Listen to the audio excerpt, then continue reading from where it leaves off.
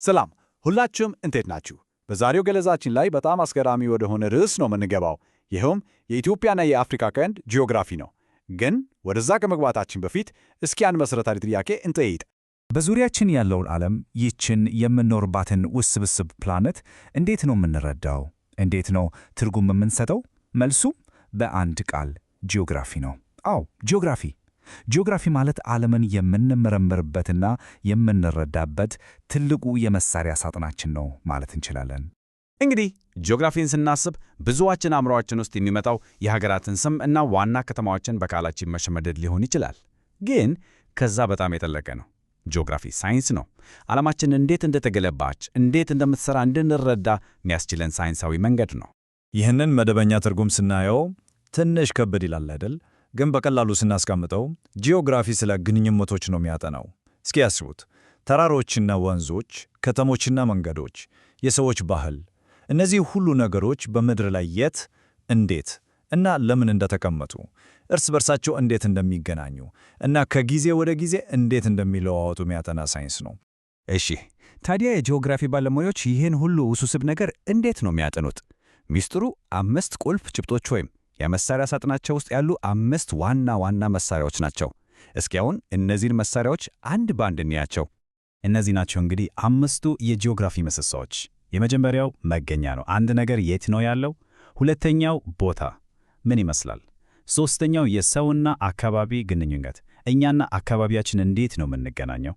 አራተኛው እንቅስቃሴ፣ ነገሮች እንዴት ይዘዋወራሉ? እና አምስተኛው ቀጠና፣ አካባቢዎችን በምን ከመሳሰልነት እንከፋፍላለን? እነዚህ በአንድ ላይ ሲሆኑ ዓለምን ለመተንተን የሚያስችል የተሟላ ማዕከል ይሰጡናል። እስኪ ትንሽ እናብራራቸው። መገኛ ስንል የት ነው የሚለውን ጥያቄ ይመልሳል።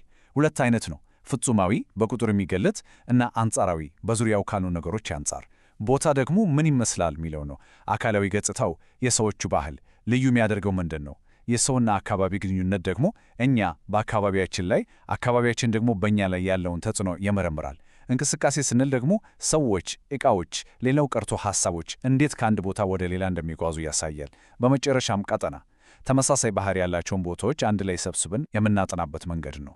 እሺ፣ አሁን ይህን ሁሉ ቲዎሪ ይዘን ወደ ተግባር እንግባ። ይህን የመሳሪያ ሳጥናችንን ተጠቅመን የሀገራችንን የኢትዮጵያን ጂኦግራፊን ምርምር በመጀመሪያው መሳሪያችን እንጀምር። መገኛ እንዳልነው መገኛን በሁለት መንገድ ማየት እንችላለን። ፍጹማዊ መገኛ የምንለው ልክ እንደ ጂፒኤስ በኬክሮስና ኬንትሮስ ቁጥሮች የሚገለጽ ትክክለኛ አድራሻ ነው። በሌላ በኩል አንጻራዊ መገኛ አለ። ይህ ደግሞ አንድ ቦታ ከምን አጠገብ ነው ያለው የሚለውን ነው የሚነግረን። ለኢትዮጵያ ስናየው በዙሪያ ያሉ ጎረቤት ሀገራት እነማን ናቸው? ይህ አንጻራዊ መገኛዋ በአፍሪካ ቀንድ ውስጥ ያላትን ስትራቴጂካዊ ቦታ በደንብ ያሳየናል። እና ይሄ በጣም ወሳኝ ነጥብ ነው። የኢትዮጵያ መገኛ ማለት በካርታ ላይ ያለ ነጥብ ብቻ አይደለም፣ በጣም ትልቅ ተጽዕኖ አለው። ለምሳሌ ከምድር ወገብ ጋር ያላት ቅርበት በአጠቃላይ ሞቃታማ አየር ንብረት እንዲኖራት አድርጓል። ከመካከለኛው ምስራቅና ከቀይ ባህር ጋር ያላት ቅርበት ደግሞ በታሪክ ውስጥ የንግድ ብቻ ሳይሆን የሃይማኖትና የባህል ማዕከል እንድትሆን አስችሏታል። ታላላቅ የዓለም ሃይማኖቶች ወደ ሀገራችን ቀድመው የገቡት በዚህ መገኛዋ ምክንያት ነው። እሺ፣ ከመገኘ በተጨማሪ ሌሎች 2 በጣም አስፈላጊ ነገሮች አሉ። የሀገሪቱ ስፋትና ቅርጽ። እነዚህ ቁጥሮች ብቻ እንዳይመስሏችሁ በጣም ትልቅ አንድምታ አላቸው። እስኪ የኢትዮጵያን ሁኔታ እንይ። ስለ ስፋት ስናወራ ኢትዮጵያ ግዙፍ ሀገር ናት።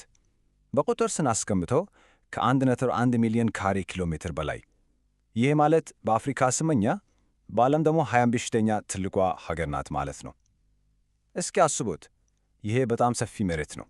ታዲያ ይሄ ትልቅ መሆን ጥቅም ነው ወይስ ጉዳት? ጥሩ የጂኦግራፊ ጥያቄ ነው አይደል? መልሱ ደግሞ ሁለቱም ነው። ነገሮች ሁሌም ጥቁርና ነጭ አይደሉም። ይህ ስላይድ በደንብ ያሳየዋል።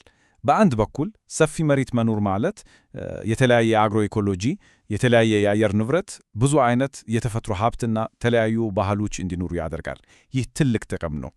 በሌላ በኩል ደግሞ ይህን ሁሉ ሰፊ ቦታ በመሰረተ ልማት ለማገናኘት በጣም ውድ ነው። ድንበርን ለመጠበቅ ፈታኝ ነው። ለአስተዳደርም አስቸጋሪ ሊሆን ይችላል። ስለዚህ ጥቅምና ጉዳት አብሮን ነው የሚመጡት። አሁን ደግሞ ወደ ቅርቷ እንምጣ። ጂኦግራፊስቶች የኢትዮጵያን ቅርጽ ለመግለጽ የሚጠቀሙበት ቃል የተሰበሰበ ወይም በእንግሊዝኛው ኮምፓክት የሚል ነው። ይህ ምን ማለት ነው? በቀላሉ ከመሃል አካባቢ ተነስተን ወደ የትኛውም የድንበር አቅጣጫ ብንሄድ ርቀቱ ብዙም አይራራቅም ማለት ነው። ረጅምና ቀጭን ወይም የተበታተነ አይደለም። እና ይህ ቅርጽ በራሱ ትልቅ ስትራቴጂካዊ ጠቀሜታ አለው። በፖለቲካ ጂኦግራፊ መሰረት የተሰበሰበ ቅርጽ ያላቸው ሀገራት ለማስተዳደር፣ የሀገር ውስጥ ትስስር ለመፍጠር እና ከሁሉም በላይ ደግሞ ለመከላከል ከሌሎች የቅርጽ አይነቶች አንጻር ቀላል እንደሆኑ ይታመናል። እንግዲህ እነዚህን ሁሉ የጂኦግራፊ ገጽታዎች አየን፤ መገኛ፣ ስፋት፣ ቅርጽ።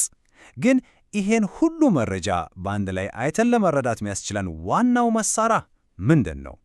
እርግጥ ነው ካርታ። የካርታ ንባብ የጂኦግራፊ ባለሙያ ዋና ክህሎት ነው። ካርታ ስንል ዝም ብሎ ስዕል አይደለም። የምድርን ገጽታ በጠፍጣፋ ወረቀት ላይ ልክና መጠንን በጠበቀ መልኩ የሚወክል ምስል ነው።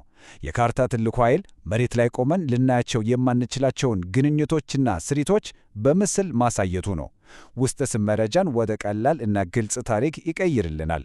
ታዲያ አንድን ካርታ በትክክል ለመረዳትና ለመጠቀም ምን ያስፈልጋል? እነዚህን መሰረታዊ ነገሮች መመልከት አለብን። ርዕሱ ካርታው ስለምን እንደሆነ ይነግረናል። ቁልፉ ደግሞ ምልክቶቹ ምን ትርጉም እንዳላቸው ያብራራል። ልኩ በካርታው ላይ ያለ ርቀት መሬት ላይ ከስንት ጋር እኩል እንደሆነ ያሳያል። የሰሜን አቅጣጫ አመልካች አቅጣጫ እንድናውቅ ይረዳናል። የታተመበት ቀን ደግሞ መረጃው ምን ያህል የቅርብ ጊዜ እንደሆነ ያሳየናል። እንግዲህ የጂኦግራፊን መሰረታዊ ሳጥን አይተናል። አሁን መሰረታዊዎቹ በእጃችሁ ናቸው። ስለዚህ አንድ ጥያቄ ልጠይቃችሁና ልጨርስ። ቆም ብላችሁ እስኪያስቡ። በምትኖሩበት አካባቢ፣ በሰፈራችሁ ወይም በከተማችሁ ውስጥ ከነዚህ ካየናቸው 5 የጂኦግራፊ ጭብጦች የትኞቹን ትመለከታላችሁ? ዙሪያችሁን በጂኦግራፊ ባለሙያ አይን ማየት ሲጨምሩ በጣም የሚገርሙ ነገሮችን ታያላችሁ።